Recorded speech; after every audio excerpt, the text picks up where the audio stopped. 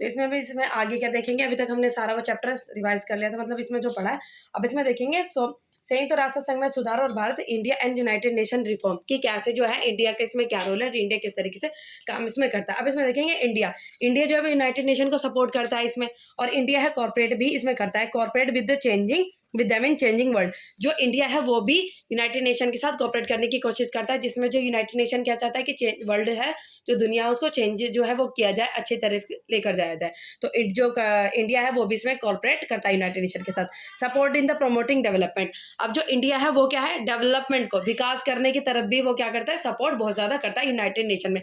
जैसे United Nation में ना इंडिया का भी बहुत ज़्यादा जैसे बजट वगैरह में कॉन्ट्रीब्यूशन है, जैसे बजट वगैरह होते हैं तो उसमें भी थोड़ा बहुत यूनाइटेड नेशन में कंट्रीब्यूट करता है, और जैसे लोगों की तरह डेवलपमेंट करना इस तरीके से। India also want to expand council will be more representative greater support, ये चाहता है कि जो इसमें मतलब परमानेंट और नॉन परमानेंट मेंबर्स है, इंडिया क्या चाहता है कि इनके जो मेंबर्स की संख्या क्या है इसमें भी रिफॉर्म लाया जाए, इनके मेंबर्स की संख्या भी क्या है बढ़ाई जानी चाहिए। जो परमानेंट मेंबर्स हो गए और नॉन परमानेंट मेंबर्स की संख्या जो है इसमें बढ़ाई जानी चाहिए, क्योंकि भाई जो अभी आपको बताया था उसमें कि जो परमानेंट मेंबर्स और नॉन परमानेंट मेंबर्स है उस टाइम पे बनाए गए थे जब वहाँ पे इतनी ज़्यादा शक्तियाँ जो थी वो विकास नहीं कर रही थी, इतनी ज़्यादा डेवलपमेंट नहीं थी, और जो कंट्रीज थी उसी टाइम पे उनको बना दिया गया था। तो इस वजह से, और आज देखा जाए इंडिया की कंडीशन क्या है वो बहुत ज़्यादा इंप्रूव हो चुकी है, और ये भी एक परमानेंट मेंबर बनने के लायक है। जैसे पॉपुलेशन कह लो, जो इसके क्राइटेरिया थे उन क्राइटेरिया को ये पास करता है।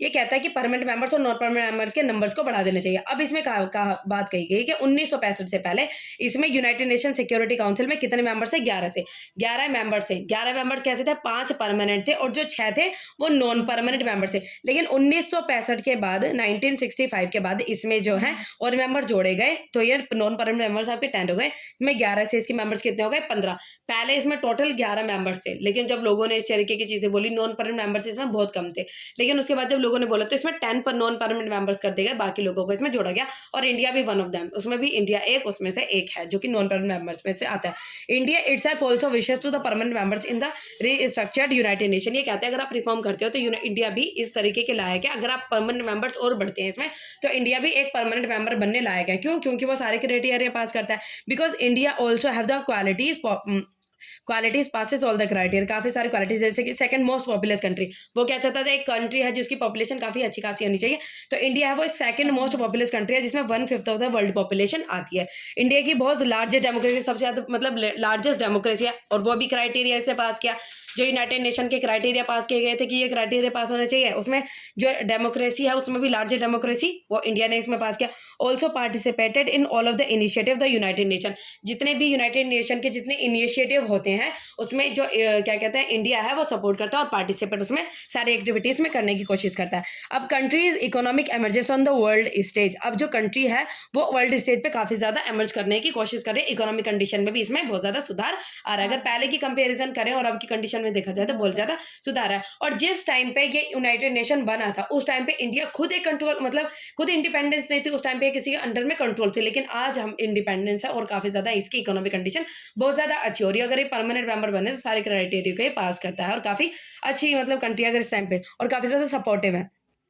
Made regular financial contribution to the United Nation, में भी रेगुलर ये कंट्रीब्यूशन करती है India. Also aware about the membership United Nation security council is importance and greater status in the advantage of the country and conduct of the foreign policy. ये कहती है कि अगर इंडिया एक परमानेंट मेंबर बन जाता है इस चीज का, तो इंडिया है उसके काफी ज्यादा, एक तो इंडिया को इसके सिक्योरिटी काउंसिल के बारे में, यूनाइटेड नेशन सिक्योरिटी काउंसिल के बारे में सारी चीजें पता है कि भाई क्या क्या इसके फायदे क्या नुकसान है, ये उसकी जो पावर्स के बारे में अच्छे से अवेयर है, उसको पता है भाई क्या क्या इसकी पावर्स है, क्या क्या शक्तियां और क्या क्या इसके रूल्स रेगुलेशंस है। और उसके बाद अगर इंडिया एक परमानेंट मेंबर बन जाता है तो हमारे लिए बहुत ज्यादा हेल्पफुल होगी और बहुत ज्यादा एक हमारे लिए अच्छी चीज होगी, ताकि हम भी किसी न किसी चीज के ऊपर डिस्कशन ले सके और डिसीजन जो है वो ले सकते हैं इस तरीके से, ठीक है। सम अपोजिशन कंट्री, लेकिन इंडिया के परमानेंट मेंबर बनने पर भी काफी सारी कंट्रीज ने क्या किया, अपोज किया।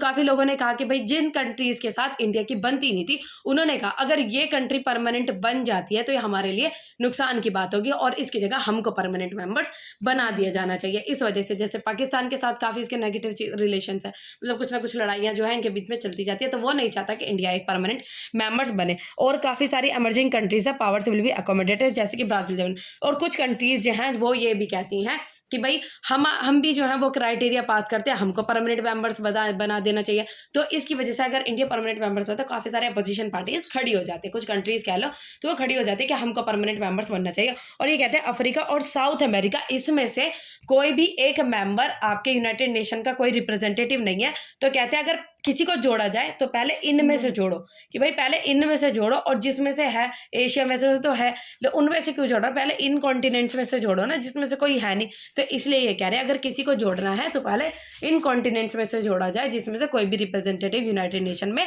बैठा नहीं है, ठीक है।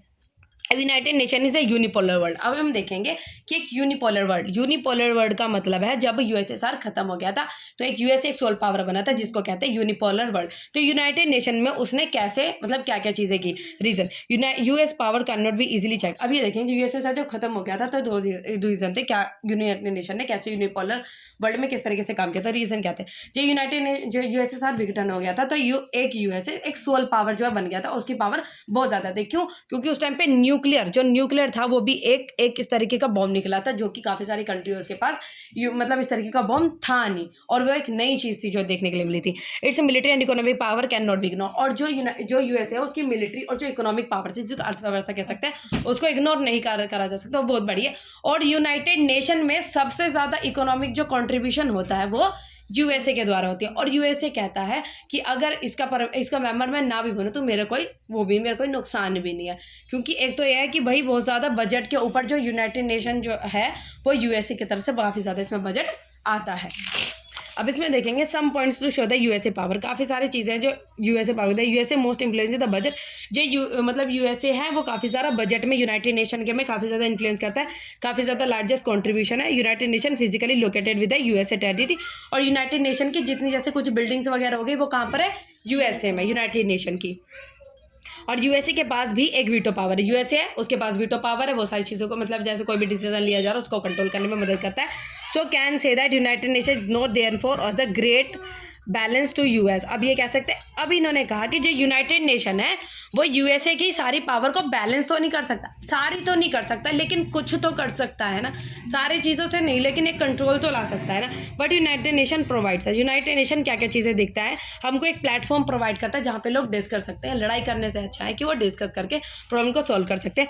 ब्रिंगिंग टुगेदर ये सारे लो कंट्रीज़ को, जैसे 193 नेशंस इसमें है और अब क्या पता है ऐड हो गया 193 है, तो इसमें करंट 193 नेशंस है, मेंबर्स हैं उसमें, तो 193 इनसे सारे मेंबर्स को एक साथ एक प्लेटफॉर्म पे लेकर आता है ताकि लोग उसमें क्या करें, एक साथ डिस्कस करें। Dealing conflict social economic development, ये क्या करते हैं, जितनी भी जैसे कोई मुतभेद कोई लड़ाई हो रही है उसमें साथ मतलब डिस्कस करने की कोशिश करते हैं और जो सोशल इकोनॉमिक कंडीशन है उसमें डेवलपमेंट लाने की कोशिश करते हैं।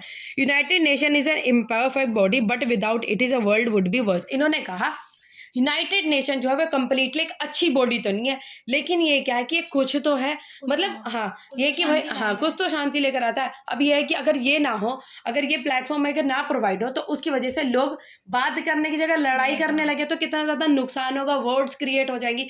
ये तो एक पूरा कंट्रोल नहीं कर सकता ये, लेकिन ये इतना तो कंट्रोल कर सकता है कि ये लोगों के अंदर बातचीत लेकर आ सकता है। लोग लड़ाई करने की बजाय एक प्लेटफॉर्म प्रोवाइड करता है जहाँ पे लोग बातचीत कर सकते हैं। So it's today world of the growing connection and links and called independence. तो इस आज के टाइम पे अगर देखा जाए जैसे वर्ल्ड है वो काफ़ी ज़्यादा ग्रो कर रहा है कनेक्टिविटीज़ में, टेक्नोलॉजी में, तो ये इस वजह से ये एक ऐसा प्लेटफॉर्म चाहता है कि जहाँ पर लोग साथ में डिस्कस कर सके। International organization with that consistent with our growing interest and interest of international community. अब एक इंटरनेशनल ऑर्गेनाइजेशन और ये जो यूनाइटेड नेशन है ये कुछ इस तरीके के ग्रुप्स है और इस तरीके की ऑर्गेनाइजेशन है, ये चाहिए क्योंकि इस तरीके की जैसे मॉडर्निटी वर्ल्ड है जिसमें कनेक्शन बढ़ रहा है, जिसमें सिर्फ हम अपने मतलब सिर्फ अपने के बारे में नहीं सोच सकते, हमें दूसरी कंट्रीज़ के बारे में भी सोचना चाहिए, क्योंकि अगर सिर्फ अपने बारे में सोचेंगे तो दूसरी कंट्रीज़ को बुरा लगेगा, इस वजह से वॉर्स और कुछ तरीके के लोगों के बीच में कॉन्फ्लिक्ट अराइजेज हो जाएंगी। तो ये एक ऐसी ऑर्गेनाइजेशन है यूनाइटेड नेशन और इस तरीके की इंटरनेशनल ऑर्गेनाइजेशन, ये ऐसी ऑर्गेनाइजेशन होती है जहाँ पे एक ऐसा प्लेटफॉर्म प्रोवाइड करते हैं जहाँ पे लोग बातचीत कर सकते हैं और दूसरे पर्सन को किसी तरीके की कंट्री को दिक्कत हो रही है तो वो बोल सकता है भाई इस तरीके की चीज़ें से मुझे दिक्कत होगी। ठीक है, तो ये चैप्टर कंप्लीट।